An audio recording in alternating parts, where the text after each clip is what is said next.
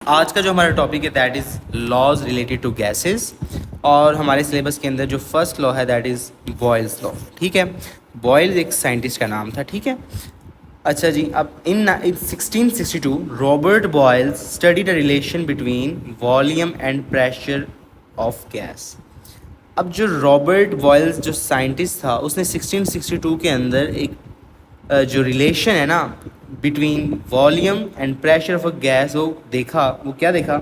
उसने देखा कि जो वॉल्यूम है वो इन्वर्सली प्रोपोर्शनल है प्रेशर के। अभी इन्वर्सली प्रोपोर्शनल क्या होता है ये मैंने लास्ट टाइम भी आपको बताया था कि एक क्वांटिटी इंक्रीज़ करती है तो दूसरी डिक्रीज़ करती है। मैंने आपको लिखा भी हुआ है आपके लिए, if V increases, V means volume increases then P decreases. ठीक है, अगर P इंक्रीज़ करेगा तो वॉल्यूम डिक्रीज़ करेगा, मतलब कि इन दोनों में से एक चीज़ इंक्रीज़ करेगी तो दूसरी डिक्रीज़ करेगी, कोई डिक्रीज़ करेगी तो दूसरी इंक्रीज़ करेगी। ठीक है, ओके जी। अब बॉयल्स लॉ कहता क्या है? बॉयल्स लॉ ये है कि volume of a given mass, अब जो गिवन मैस है ना ये इंपॉर्टेंट है। गिवन मैस कुछ भी हो सकता है, 1 kg 2 kg whatever is given to us is given mass. ठीक है, given mass of a gas decreases with increase of pressure. जैसा कि मैंने अभी आपको बताया कि कोई एक क्वांटिटी इंक्रीज़ करती है तो दूसरी डिक्रीज़ करती है, लेकिन ये इंपॉर्टेंट बात है कि वॉल्यूम जो है वो फिक्स होना चाहिए। ठीक है, ये भी आगे जाके हम देख भी लेते हैं। अब हम समझ लेते हैं कि ये बॉयज़ लॉ जो है वो कहता क्या है। वो ये कहता है कि जो अभी जैसा कि हमने ऊपर पढ़ा कि जो वॉल्यूम है is inversely proportional to pressure. अब देखो ये हमारे पास एक कंटेनर मैंने आपके लिए एग्जांपल के तौर पर बनाया है। ये यहाँ पे जो सारे हैं ये पार्टिकल्स जो आपको डॉट्स नज़र आ रहे हैं गैस पार्टिकल्स आप सपोज कर लें। ठीक है, और यूँ लगा लें आपके पास 1 kg गैस है। ठीक है, कितनी है?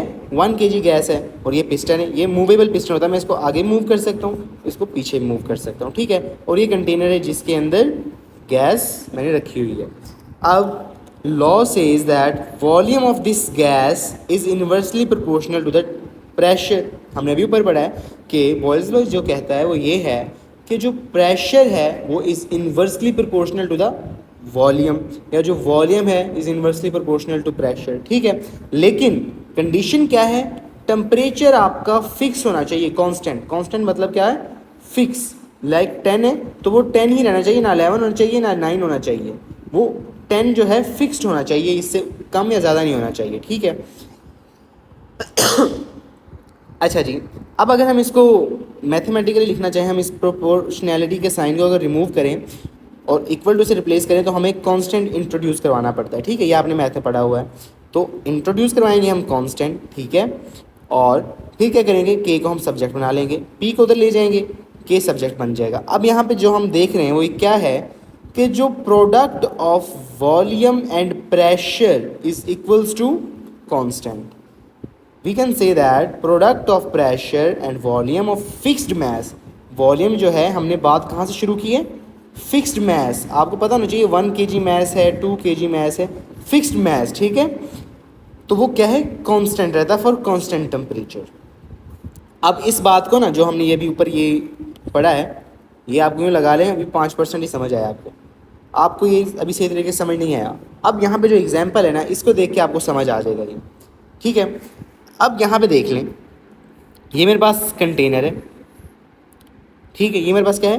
कंटेनर। इसके अंदर गैस पार्टिकल्स हैं और ये गैस कितनी है? 1 kg। ये बहुत इंपॉर्टेंट है क्योंकि गैस जो है जो मैस है वो फिक्स होना चाहिए।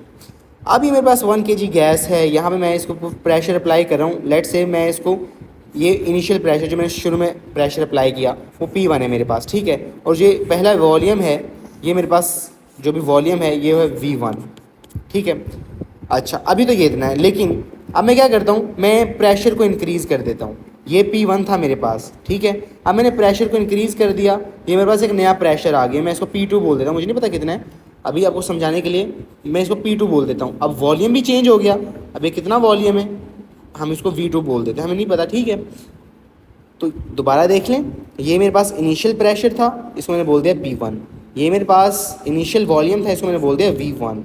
जब मैंने प्रेशर को इंक्रीज़ किया, प्रेशर मैंने इंक्रीज़ कर दिया। ठीक है, वॉल्यूम डिक्रीज कर गया, तो ये मेरे पास P2 हो गया, प्रेशर 2 हो गया, वॉल्यूम 2 हो गया।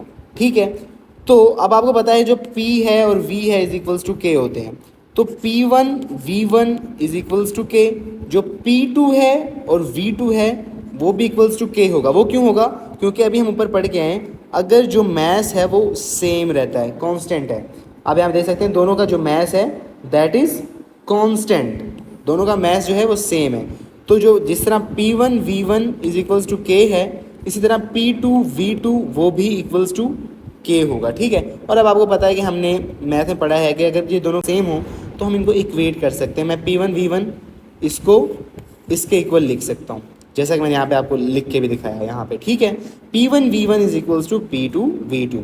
अब यहाँ पे आपको लेट सपोज अब आपको 70% समझ आ गया, आपको समझ नहीं आ रहा कि ये कैसे इक्वल हो सकता है, मतलब कि ये P1 V1 इसके इक्वल कैसे हो सकता है, क्वेश्चन आता होगा आपके जहन में, तो वो हम यहाँ से भी देख लेते हैं।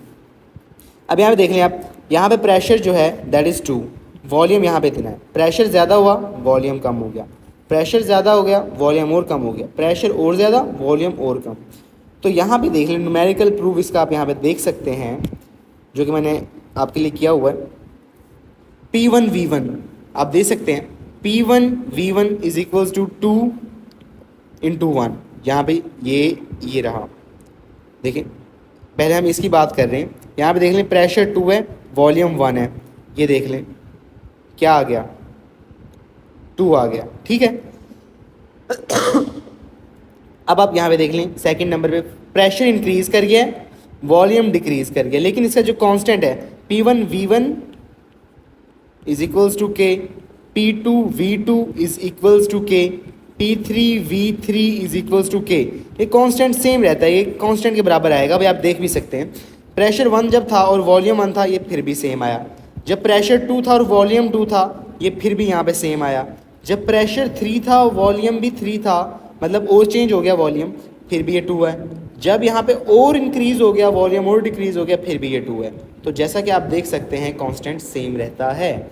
ठीक है, अब आपकी बुक में एक एग्जांपल भी है, वो भी मैंने आपके लिए यहाँ पे सॉल्व कर दी एक एग्जांपल। ठीक है, तो क्वेश्चन है a gas with volume 350 cm³ has a pressure of 650 mm।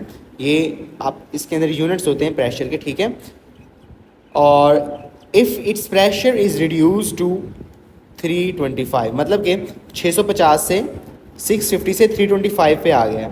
ठीक है, तो calculate what will be the new volume, what will be the new volume. तो फॉर्मूला हमें पता है P1 V1 is equals to P2 and V2। ठीक है, तो क्या करेंगे, हमारे पास अब गिवन डाटा देखेंगे हम, हमारे पास इनिशियल वॉल्यूम गिवन है, P1 गिवन है, V1 गिवन है। ठीक है, P2 गिवन है, P और V2 गिवन नहीं है। तो यहाँ पे देख लें आप, P1 हमें गिवन था, V1 हमें गिवन था, मैं ये देख लें, P1 हमें गिवन है, P2 हमें गिवन है, P2 भी गिवन है हमें, P1 भी गिवन है, V1 भी गिवन है, V2 हमें गिवन नहीं है, हमें फाइंड करना है। ठीक है, फाइंड करना है हमें ये, तो हम क्या करेंगे, इसको सब्जेक्ट बना लेंगे। हमने बार बार देखा हुआ है, हमने पहले भी ये चैप्टर मोल्स के अंदर किया था कि जो चीज़ हमें फाइंड करनी होती है उसको हम सब्जेक्ट बना लेते हैं। सब्जेक्ट मीन्स हम उसको इक्वल्स टू के एक साइड पे रख लेते हैं, बाकी सारी चीज़ों को दूसरी साइड पे शिफ्ट कर देते हैं। तो P1 हमारे पास 650 था, V1 हमारे पास 350 था, ये P2 उधर जाके डिवाइड हो जाएगा इन दोनों से। ठीक है, तो ये हमारे पास this will be the answer. ठीक है, और ये था हमारा आज का टॉपिक जिसका नाम था बॉयल्स लॉ, और हमने इसको बड़ी डिटेल में डिस्कस किया है और आई होप कि ये आपको क्लियर होगा। ठीक है, तो इसको हम आज के लेक्चर में यहीं तक रखते हैं, इससे आगे हम नेक्स्ट लेक्चर में कंटिन्यू करेंगे। ठीक है।